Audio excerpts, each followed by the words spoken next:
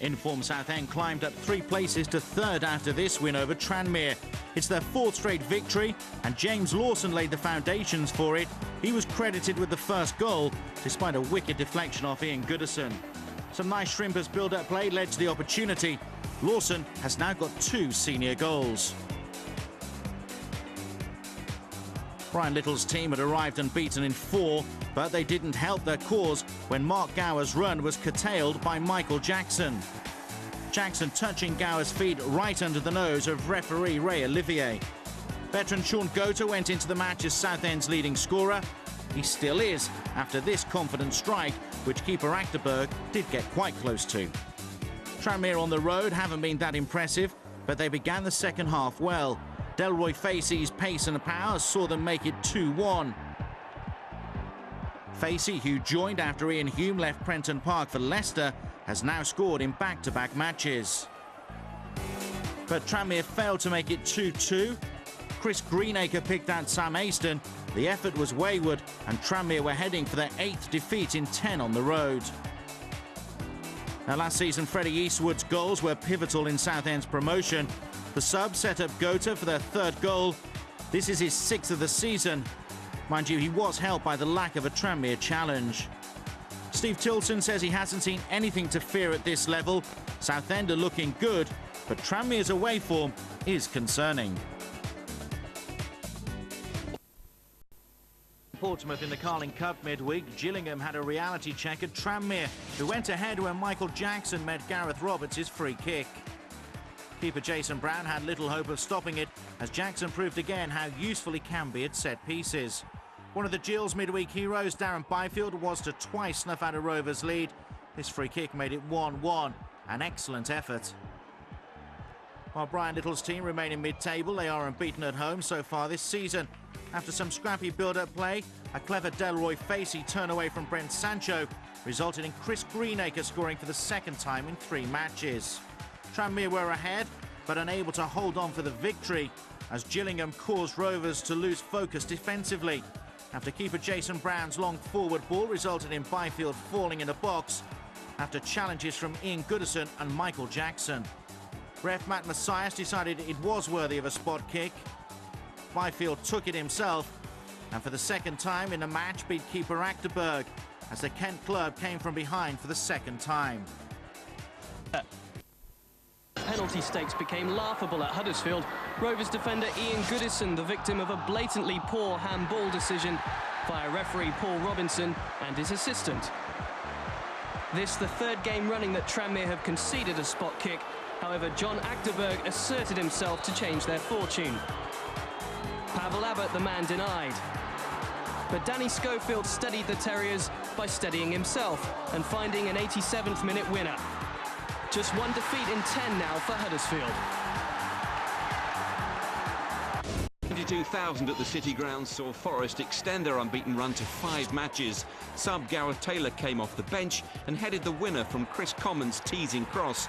Tranmere keeper John Achterberg beaten by a downward header. It was Taylor's 1st goal in a season where he's lost the Forest captaincy and seen a move to Sheffield United fall through. Any manager will tell you the importance of making a good start, especially when you've lost 4 games in a row. Scunthorpe went 5 without defeat at the beginning of the current campaign, but have stuttered of late. But at Prenton Park on Friday night, they stunned their hosts, taking the lead after just 20 seconds. In fact, only one Tranmere player had touched the ball when Andrew Keogh's excellent turn wrong-footed Michael Jackson. Keogh created the room to curl a fine shot past Rovers keeper John Achterberg. Keogh's 6th of the season and 2nd in consecutive games, having scored in last week's home defeat by Yeovil.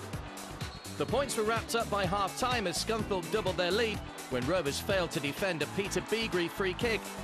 2 headers inside the box, the first from Richie Hines, setting up Billy Sharp.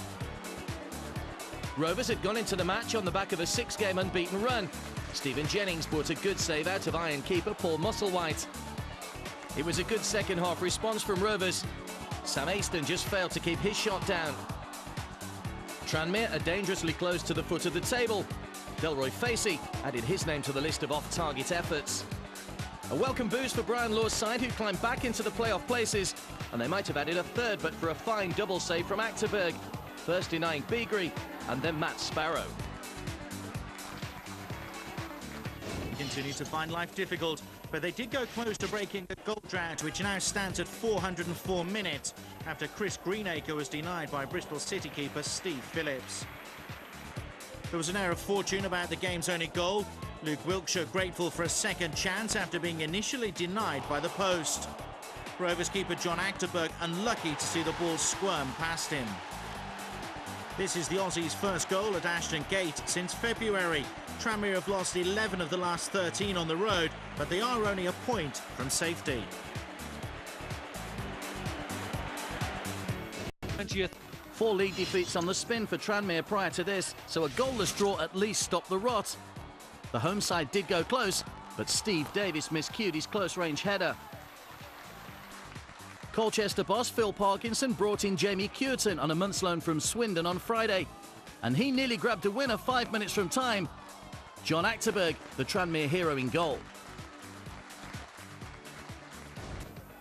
With Tranmere having failed to score since September, 17-year-old Steve Davis was giving his full debut at Doncaster, and he responded by scoring their first league goal in 9 hours and 18 minutes, thanks to Donny keeper Jan Butts. Davis only 2 months older than Dixie Dean was when he scored his first for Tranmere. And Stephen Jennings' first ever league goal sealed the points in stoppage time.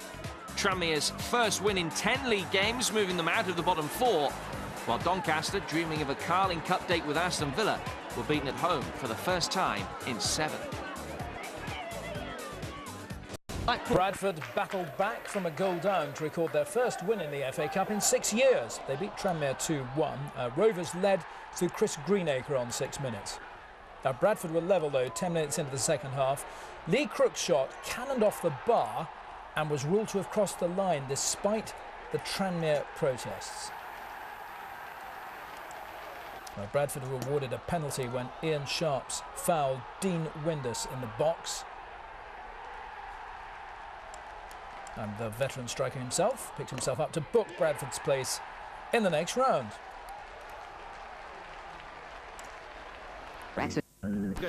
When Michael Jackson gave them the lead against the MK Dons. Stephen Jennings provided the free kick, which Jackson did well to meet. But the visitors transformed this game with 2 goals in a minute. Ian Sharp's clumsy challenge on Isel McLeod resulted in referee Brian Curson pointing to the spot. McLeod showing good pace to get in front of the stumbling Sharps. And the former Derby hitman took the kick himself to make it 1-1, which really pleased the small number of travelling fans. Steve Jennings may have set up Rovers' first goal, but he cheaply gave the ball away from the restart, and that was costly. Because Clive Platt was able to release McLeod, whose pace was again too much for the Tranmere back line. He kept his feet to snare the Dons' first away league victory since April. Danny Wilson reckons it could be tricky keeping hold of McLeod if he continues in the same vein. Brian Little says the second half was the worst display of his reign at Tranmere. Tranmere have shown little of the sparkle that took them into the playoffs last season, but they have to be admired for the application they showed at Glanford Park. Tranmere went in front when Delroy Facey went down after he'd tangled with Nathan Stanton.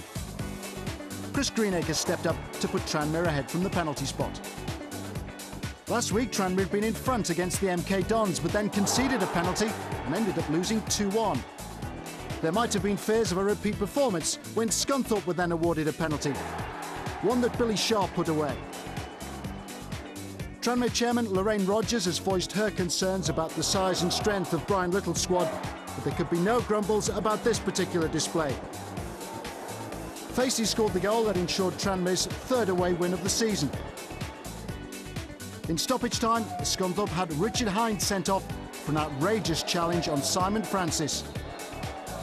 A straight red card for Hines, who began his career as a Tranmere junior.